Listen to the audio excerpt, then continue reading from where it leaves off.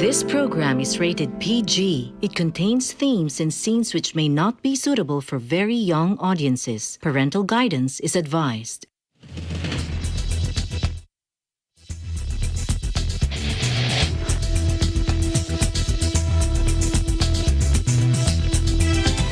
We're working to connect a region of over 600 cultural bridges between our lands.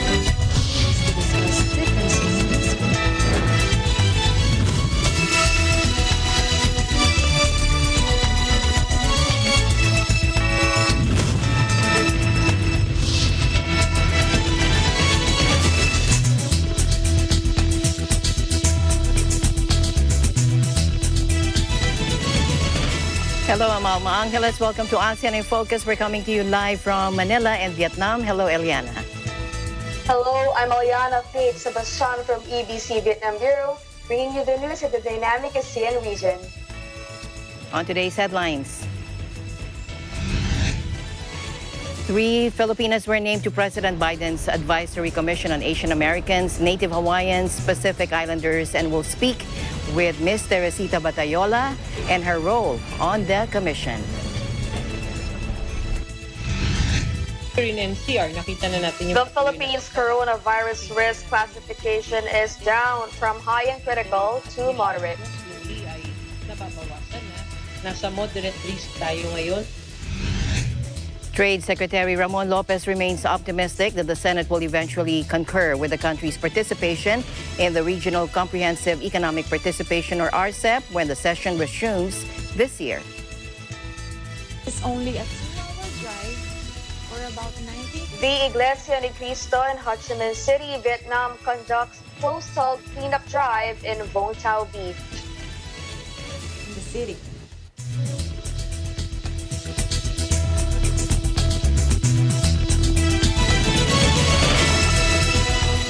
First in our program, we're honored to have Ms. Teresita Batayola, President and Chief Executive Officer of the International Community Health Services in Seattle, Washington. And she leads the state's largest Asian and Pacific Islander nonprofit organization, providing primary health care services, including medical, dental, behavioral, mental health, acupuncture, and health education services. Now, Ms. Teresita Batayola is part of the 23 members and part of the 3 Filipinas of President Biden's Advisory Commission on Asian Americans, Native Hawaiians, and Pacific Islanders, who were sworn into office today via online with Vice President Kamala Harris, Health and Human Services Secretary Xavier Becerra. Now, this commission will oversee and complement the White House initiative on Asian Americans, Native Hawaiians, and Pacific Islanders. Welcome to the program, ma'am. Thank you so much for inviting me. Thank you very much. Ma'am, first of all, congratulations on your appointment on the commission. We're very proud being Filipinos ourselves. Can you tell us more about your history and history in the Philippines and in the United States? We're interested to know. Well, I grew up in the Philippines, so I went to Malate Catholic School. So I say hi to Batch 69 because they've been really a big part of my network. We immigrated to the United States in 1969, soon after I graduated from high school. And from then on, we struggled as a new immigrant family, but we made it through, and here I am. Mm-hmm. Okay, so good. Can you give us a short history of AA, I'll call it AA to shorten it, and NHPI initiatives? How did we get here and how did we arrive at this point? You know, in the United States, there are so many different types of people from Asian backgrounds or Asian heritage. And here we are all lumped together. You know, I'm Filipino American, and we have Chinese, Japanese, Vietnamese, a lot of Southeast Asian and South Asian. And when we're in Asia, we're very distinct and separate from each other, celebrating each other's cultures. But here in the United States, we're all lumped together. And the United States has had a long history of exclusion and discriminatory laws against Asians. And back in the Clinton administration, there was a recognition that Asian Americans face distinct challenges in terms of discrimination, barriers to opportunity. So there were President Clinton back at that time started the White House initiative on, at that time, it was Asian Pacific Islanders. So now it's a much broader group of people. It's Asian Americans, Native Hawaiians, and Pacific Islanders. And President Biden has now picked up the baton again in recognition that Asian Americans, Native Hawaiians, Pacific Islanders are facing a lot of extraordinary challenges in terms of anti-Asian hate, in terms of poverty, in terms of COVID-19's disproportionate impact on our populations, and knitting together all of those different issues so that we as commissioners can advise President Biden's administration as to how to approach all of these different challenges so that we could lift up Asian Americans, Native Hawaiians, Pacific Islanders.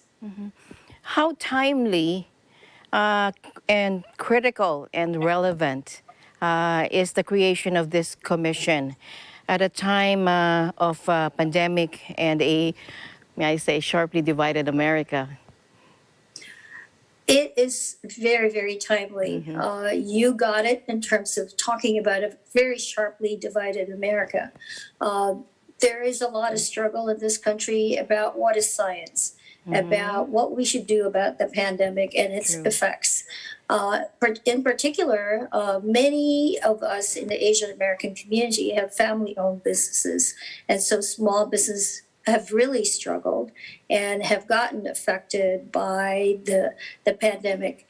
Also, if you take a look at the workers, whether it's healthcare workers, we have a lot of Filipinos who are in healthcare, nurses, caregivers. A lot of them work in very labor-intensive industries. And so all of that has put our people in different front lines of the pandemic, and the frontline workers are the ones who are disproportionately affected in terms of being exposed to COVID-19 and having gotten sick from COVID-19. So it is so important and timely now that we have a special effort to try and address health equity issues and issues that of barriers, especially discrimination and economic opportunity, so that our communities can get lifted up.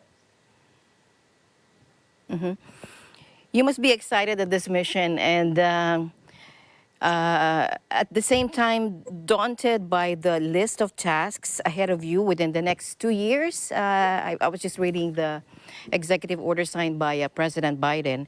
And ahead of you, with the next 2 years, this commission shall serve 2 years from the date of executive order. Is that right?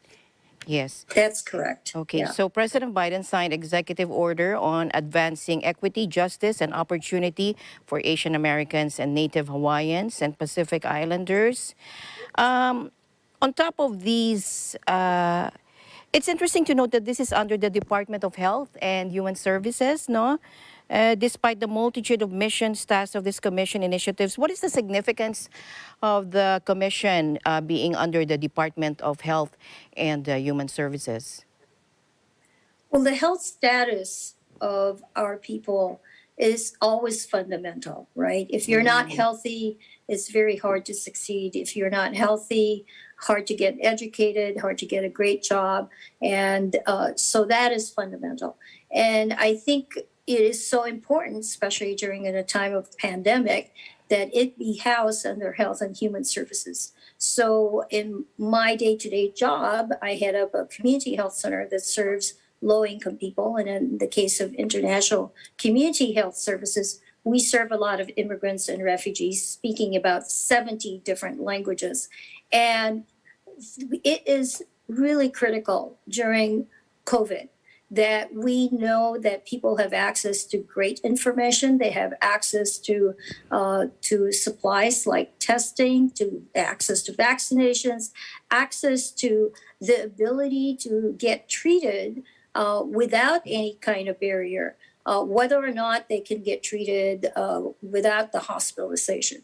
So, health is really so fundamental to a lot of what is happening today in the United States. And I think it is really a smart decision of the president to say that Health and Human Services is an appropriate place for this commission at this time.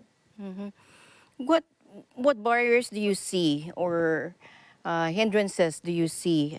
Do you foresee within the four-year term of President Biden in implementing the interagency plan, which your commission will submit? Like, for example, are there specific state policies which will hinder efforts to advance the AA and NHPI initiatives? Like, for example, conservative judges? And if so, I'm asking in this light because will the Commission consider some flexibilities in implementing your initiatives? So you named it a little earlier when you said we have a divided country right now in the Yes. United States. So that is a very fundamental thing that we're going to have to address. There's an innate racism that happens with people's perceptions in terms of who we are and our abilities and to participate fully in the United States. But at the same time, there are things that we can do as a commission in terms of recommending policies that will lower the barriers or eliminate barriers. So one of the big things right now in this country is, what do we do about elections? I mean, that's been very controversial. And there might be an opportunity for us to weigh in, for instance, in terms of voting rights. That's just an example. Today we had a briefing on all the different issues that are facing Asian Americans, Native Hawaiians, and Pacific Islanders, and it ranges from economic opportunity all the way to climate change. So because we're only going to be in a 2-year term, we're going to have to make some quick decisions in terms of what do we want to do, what kind of priorities should we tackle in terms of addressing some of the systemic and institutional issues that we can address. And I think that's the main difference in terms of being a presidential appointee, that we can really work at the federal level to address issues that can potentially really lift up health equity and other equity issues for the entire country.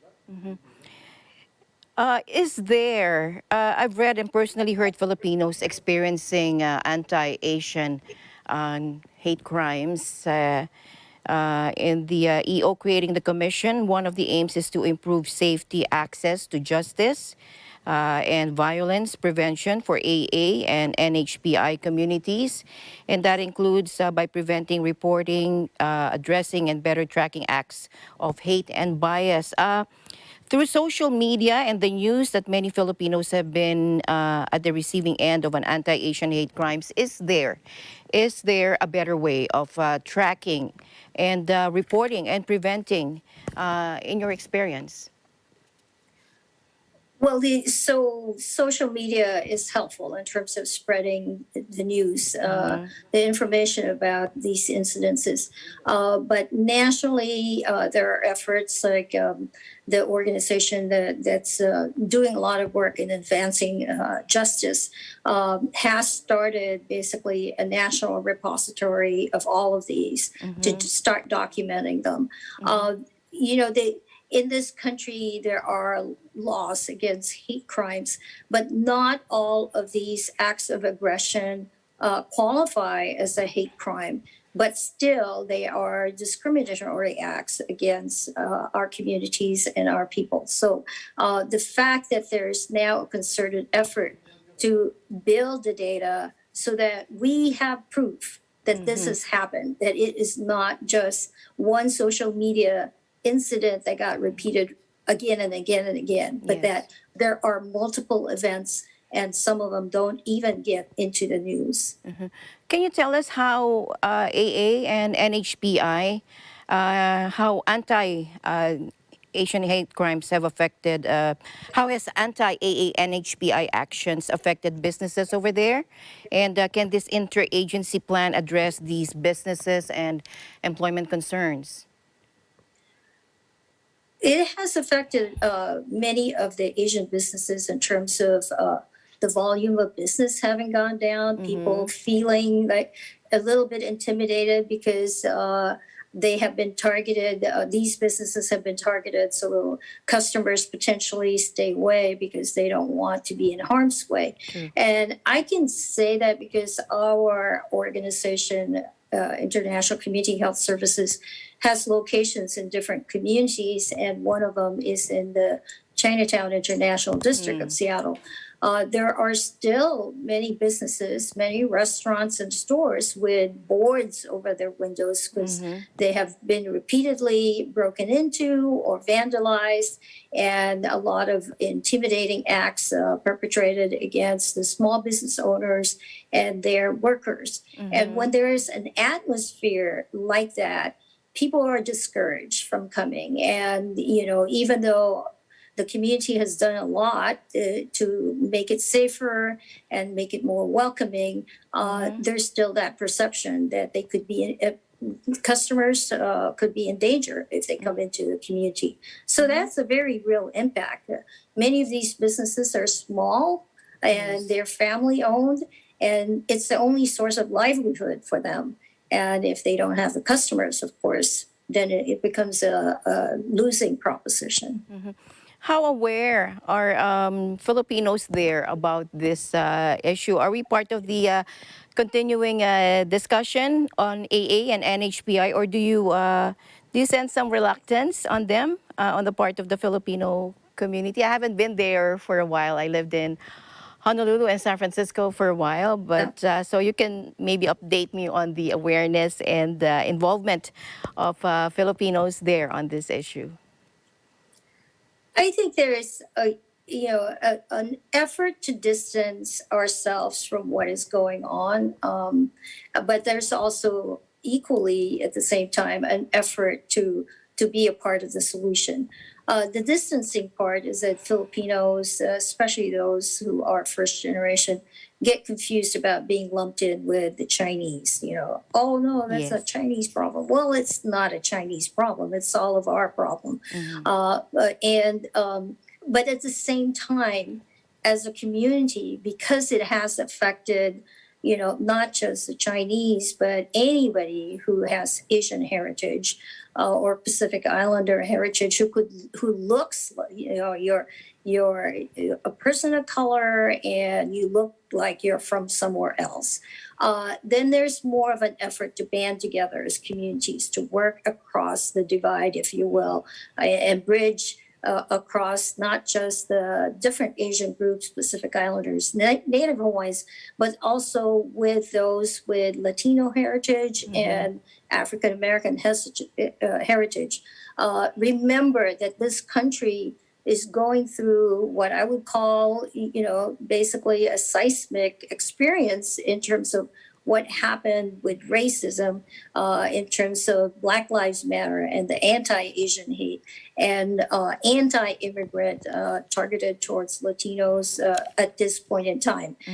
But all immigrants have been targeted at different points in time of the United States history. So right now we've got this thing that's happening that I referred to as seismic because it shook us to our core. Those of us who've been here around long enough, and in my case, experienced, and learned about the civil rights movement and what that was about in terms of making sure that, equality becomes a deep value in the United States, and having passed laws that prohibited discrimination, all that is being undone. And so now all of us who are at the end of the stick, if you will, who are targeted for these discriminatory acts are now working together, banding together to be able to right what is happening now and place us back into a situation where there is more inclusion, there's more acceptance of everybody. Are the Filipino American community youth actively involved in this topic, and has it sparked discussion within their ranks?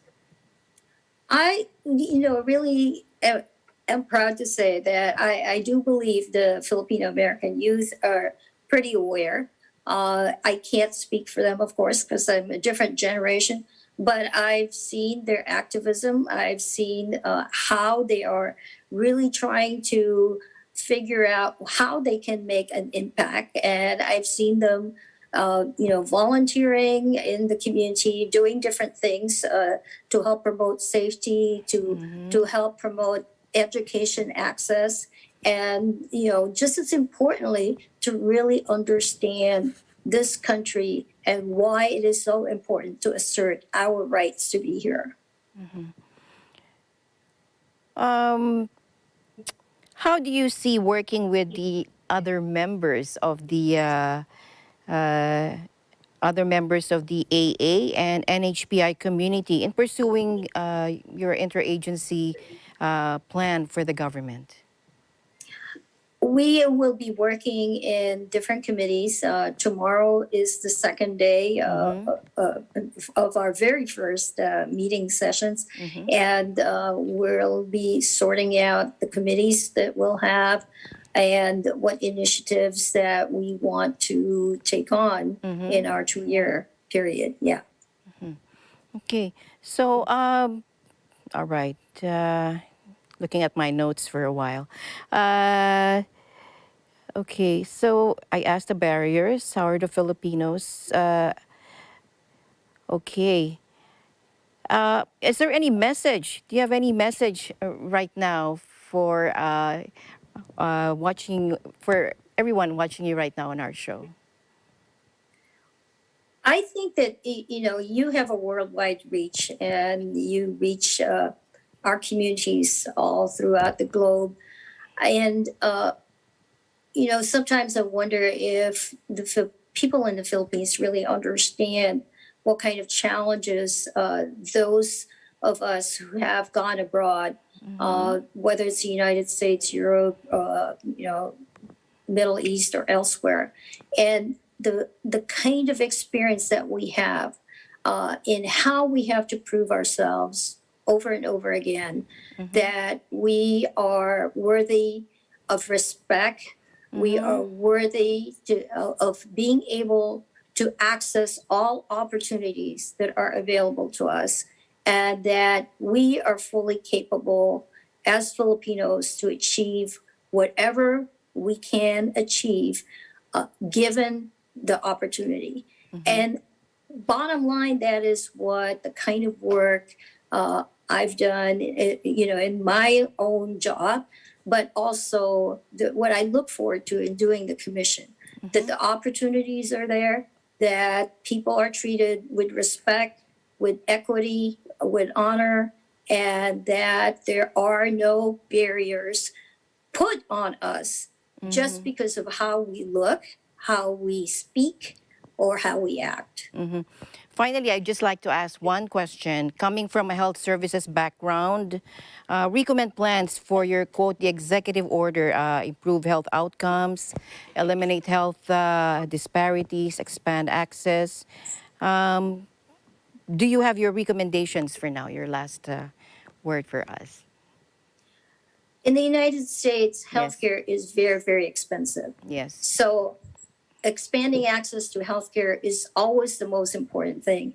We are a country that has expanded coverage for more people, but there are still a lot of people who are left out, who have to really work hard to be able to gain healthcare. And, they can come to a community health center like my organization, but still too many people have the perception that they will not be able to get taken care of because they don't have the money, so they wait until they're very sick. And so access is very, very important. I'm quite sure the different backgrounds, professions, and experiences combined in this committee will bring out the best plans to address equity within the AA and NHI community. Thank you very much for your time, and Commissioner, and maybe we can interview you again on your after your submission of your interagency plan to President Biden. Sure. Thank you so much for the opportunity. So much. Thank you very much.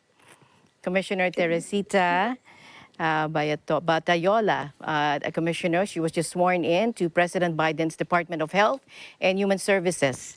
Thank you very much for your time. And we'll be back with more news right after this break.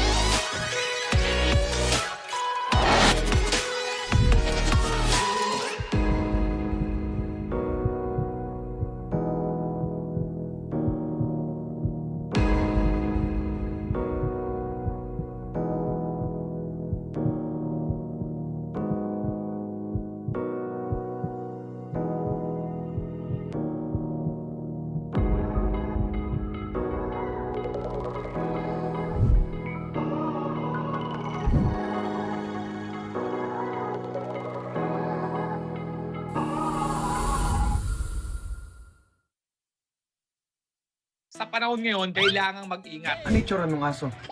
Si Pochi nga. Ingat sa anak na sobrang maingat. Basta ang labas na isi-chismis ka palagi. Kayo na lang ang umiwas. Halika nga! Ingat lang sa sobrang kakatawa ha, baka sumakit ang tiyan. Sa palengke, ang tawag nila sa akin ganda. Matanda ka lang, tita, pero hindi ka... Sigurado ka? Paparating ng ating Game of the Day. Acting Alamin. Wala, ito pa kanain yan! Uulamin ko yan. Pag sumablay, di kita kakausapin sa linggo Funniest Nakaball Videos. Alam namin ang iyong pagsisikap. Dama namin ang iyong mga sakripisyo. Kita namin ang pagharap mo sa bawat pagsubok. Kaya sa kabila ng mga hamon ng buhay, nandito kami para umalalay. Kasi katulad mo, gusto rin namin ang magandang bukas para sa kanya. Hatid namin ang dekalidad na edukasyon at makabagong pasilidad sa abot kayang halaga. Kaya huwag ka na mangamba. Sasamahan ka namin tuparin ang mga pangarap niya.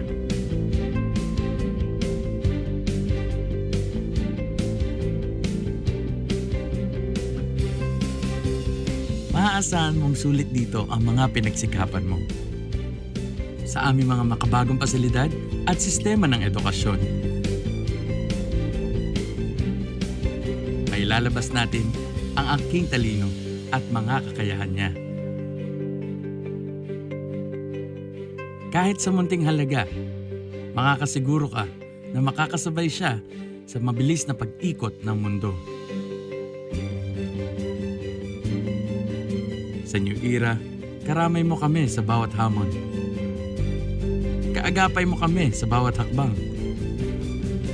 Kasama mo kami sa bawat ngiti at tagumpay.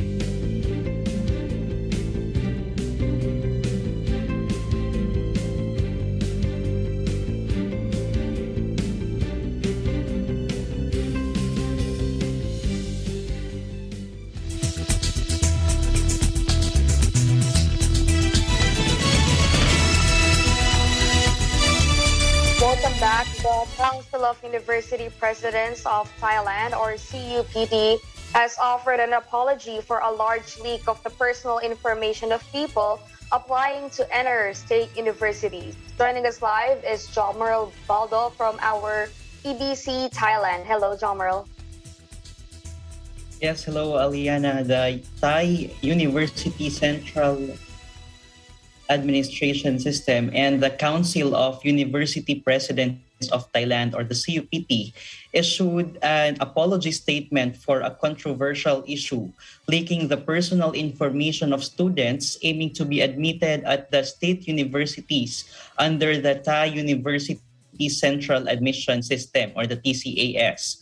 Personal data were posted for sale from TCAS website in May last year. The organization received negative impressions from social media for failing to extend consideration to high school students who were COVID-19 positive during the university entrance exam in March. Instead, they were advised to just take the admission test for the following year.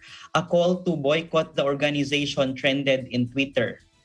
CUPT said that it had checked all the files in questions and found that they contain information on the third phase of TCAS 64, the previous system used. And not all of them contains personal information about the applicants for entry to state universities. The information is in the CSV file format, which officials of each university had accessed as part of the assessment process to determine the rankings of the applicants. 23,000 out of 826,250 items of information were illegally accessed and offered for sale. The organization, however, assured the public that the information being offered for sale has no effect on the ranking processes. TCAS 64 system has been shut down since December last year, and the new system, the TCAS 65, has been developed with the sensitive files being more secured. CUPT said it regrets any problems that this leak may cause the applicants. This matter is now being investigated by the National Cybersecurity Committee. For Thailand's update on COVID-19 situation, the Public Health Ministry announced 9,909 new COVID-19 cases, bringing the total to 2,475,632. 22 more deaths were also reported during the previous 24 hours. Back to you, Eliana. Thank you, John Merle, for your updates there in Thailand. You stay safe and healthy. Thanks to and you stay safe to reporting live from EBC Thailand Bureau.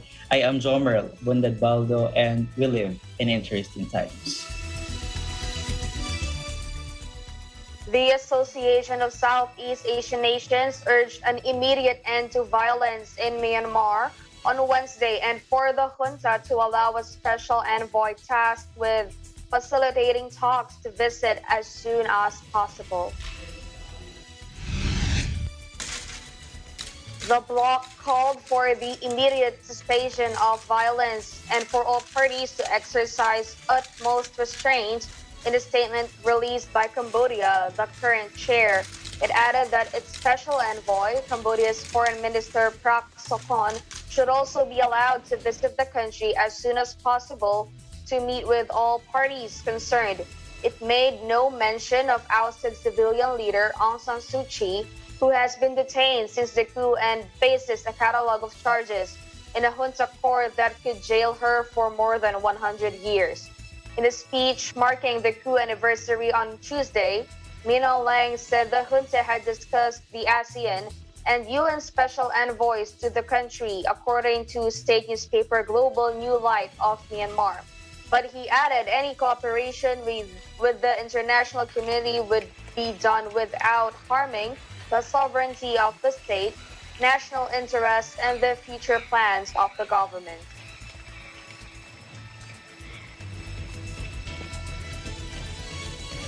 The UN appeals for $826 million to meet the needs of 6.2 million people in Myanmar this year, the largest appeal ever for the country, says Jens Lerke, spokesman for the UN Office for the Coordination of Humanitarian Affairs.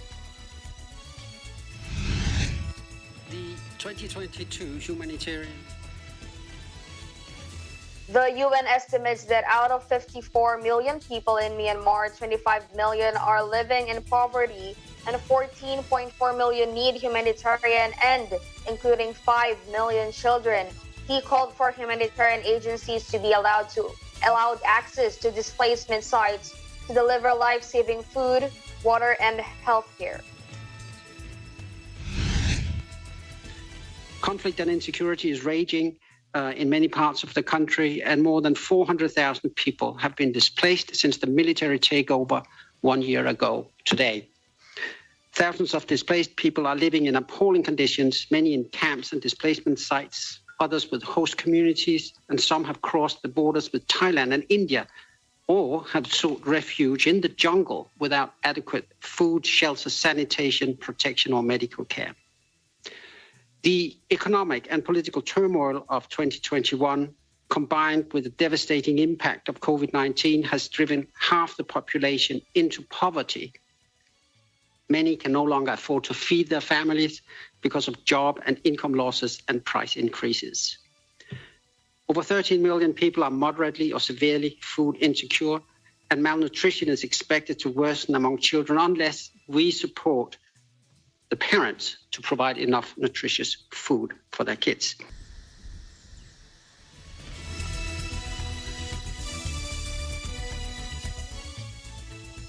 Ravina Shamdasani, spokesperson for the UN Human Rights Office, told reporters in Geneva that it is time for an urgent, renewed effort to restore human rights and democracy in Myanmar, 1 year after the military coup. And I also just wanted to restate what the High Commissioner called for on Friday. She is urging governments in the region and beyond, as well as businesses, to listen to the pleas of the people of Myanmar. It is time for an urgent, renewed effort to restore human rights and democracy in Myanmar, and to ensure that the perpetrators of systematic human rights violations and abuses are held to account. They gave accounts of journalists being tortured, of factory workers being intimidated, silenced, exploited, being told that if they complained, they would be arrested by the military, intensified persecution of ethnic and religious minorities, including the Rohingya, arbitrary arrests, detentions, clearance operations targeting villagers, indiscriminate attacks, including through airstrikes and the use of heavy weaponry in villages in different parts of Myanmar. And yet, these courageous human rights defenders continue to advocate for a restoration of civilian rule. We have documented 1,500 people who have been killed, but this is only in the context of protests. So killings of protesters, killings in the context of protests, which means where security forces have entered people's homes, conducted raids and killed them. And these also include people who were killed while in custody, while in military custody. Some 200 of them were killed due to torture in military custody.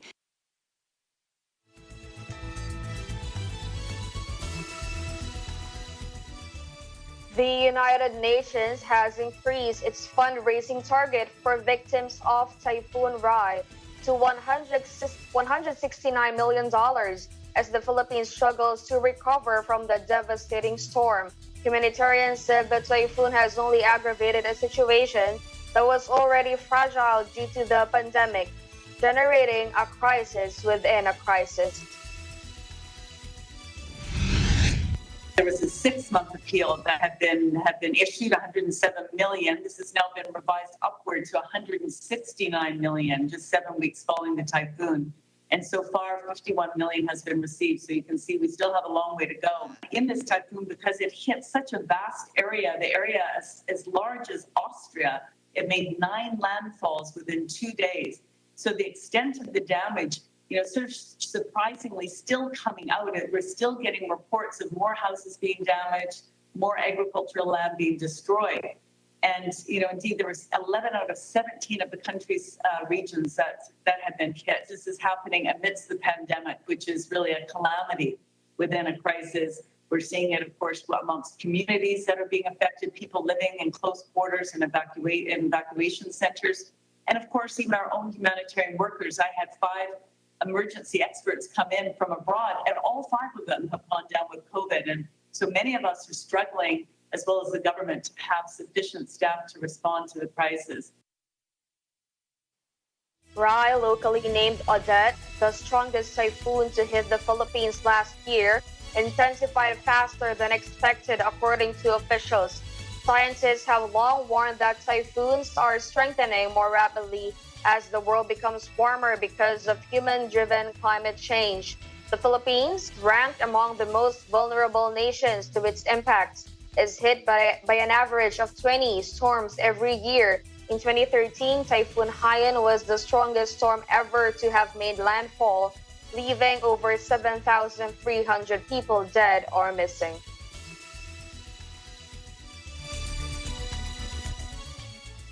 The Philippines coronavirus risk classification is down from high and critical to moderate, the Department of Health reported Wednesday, February 2. In NCR, nakita na natin yung patuloy na pagbaba. Nakita rin natin yung utilization natin sa ating mga ospital dito, yung mga admissions, no, slowly ay nababawasan na. Nasa moderate risk tayo ngayon sa NCR. That's why we were able to de-escalate to alert level 2. Makikita natin yung patuloy, no, na pagbaba ng mga kaso sa regions 3, 4A, NCR. But we are also seeing the other regions na nung tumataas ang kanilang mga kaso, no? But if we look at the trends in the number of cases, especially the 7-day moving average, nagpa-plateau na, no? In Visayas, bumabagal na yung pagtaas ng kaso sa kanila. Hindi na masyadong nag-uptick yung mga numero ng kaso. Sa Mindanao, may mga piling lugar, katulad ng Caraga at saka Region 12, kung saan medyo nagkakaroon ng pagtaas ang pag-utilize ng kanilang mga kama. No? Like in Region 12 and Caraga, meron silang about 72% utilization of their beds for COVID. So binabantayan natin maigi to. But as I've said, other than that, NCR, areas outside of NCR Plus, pati ang Visayas ay nakikita na natin ang mabagal, no? Katulad sa Visayas, may slow decline na sila ng mga numero ng mga kaso.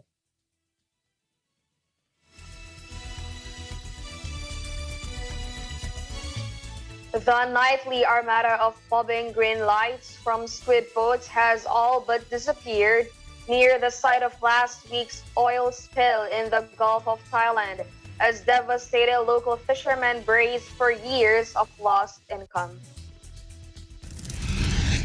พอบอกน้ำมันรั่วปุ๊บเนี่ยตอนนี้พ่อค้าก็เทหมดละอาหารทะเลเนี่ยที่หาขึ้นมาเนี่ยคือซื้อไหมซื้อแต่ซื้อในราคาที่ถูกลงนะอย่างหมึกเนี่ยเคยได้28 300อะไรเงี้ยตอนนี้200ก็ไปยากละก่อนน้ำมันรั่วเนี่ยเคยได้กัน7 โล 8 โล 9 โล 10 โล 10 กว่าโลอย่างล่าสุดเมื่อวันซืนที่ผมออกไปชั่วโมงเดียวได้3 โลแต่เมื่อวานออกไปทั้งวันได้5 ตัวที่มันหายแบบทันตาเห็นน่ะเขาฉีดสารลงไปใต้ทะเลใช่ไหมแล้วอะไรมันจะมีปีที่แล้วมันมีที่ไหนไม่มีแค่พอหากินกันไปก็แก๊กใช่ไหมแล้วมาปีนี้นึกดูดิแล้วมันมากเท่าไหร่ทางวิชาการดีมาตรวจน้ำก็ดีมาตรวจดินก็ดีหมดละแมงวีแมงวันอย่างเราพูดไม่ได้เขาไม่ได้มาถามเราเนี่ยใช่ไหมถ้าเขามาถาม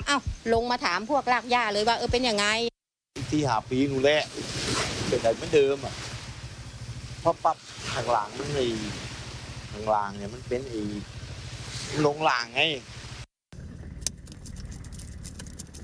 The Thai Navy is scrambling up to clean up Tuesday night's spill from a pipeline that leaked at least 60 tons of crude oil 20 kilometers off the coast of Rayong province.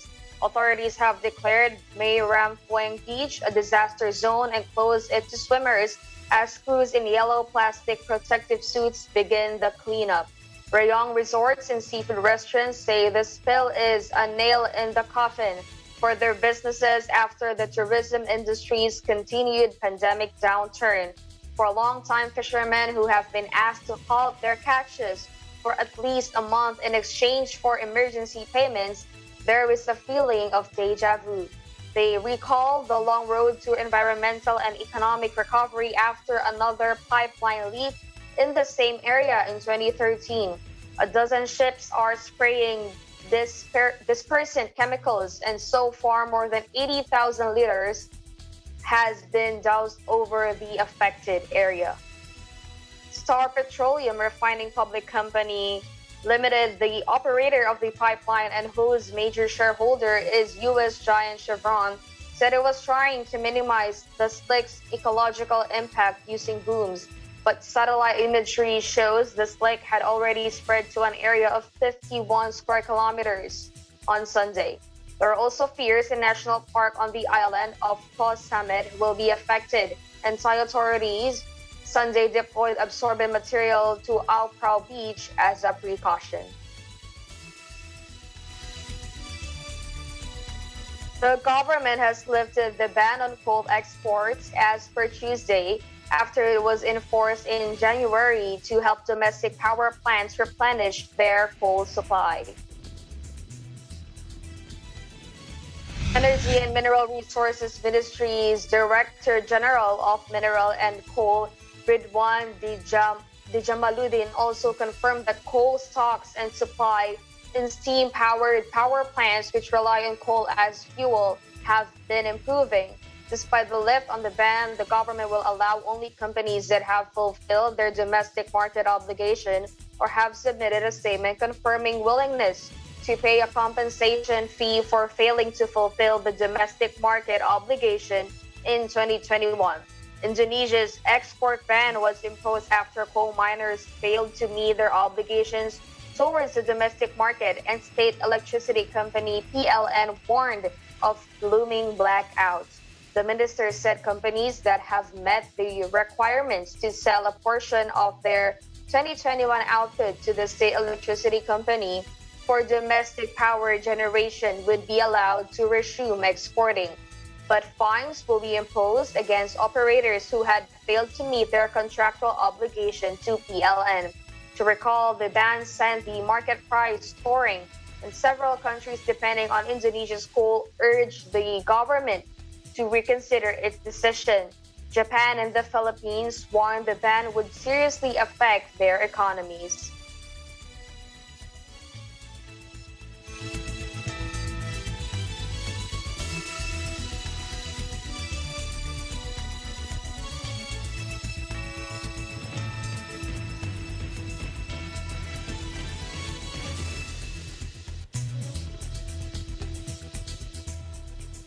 Thank you very much, Eliana, for keeping me company today here on ASEAN in Focus. Keep safe. Have a good weekend.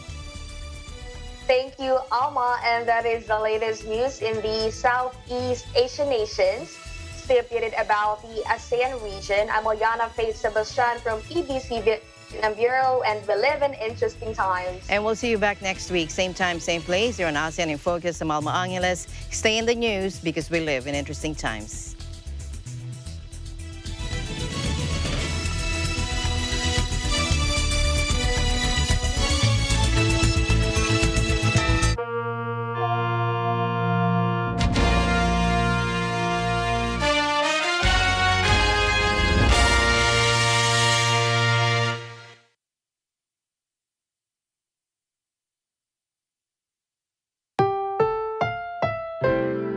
Ang susunod na programa ay rated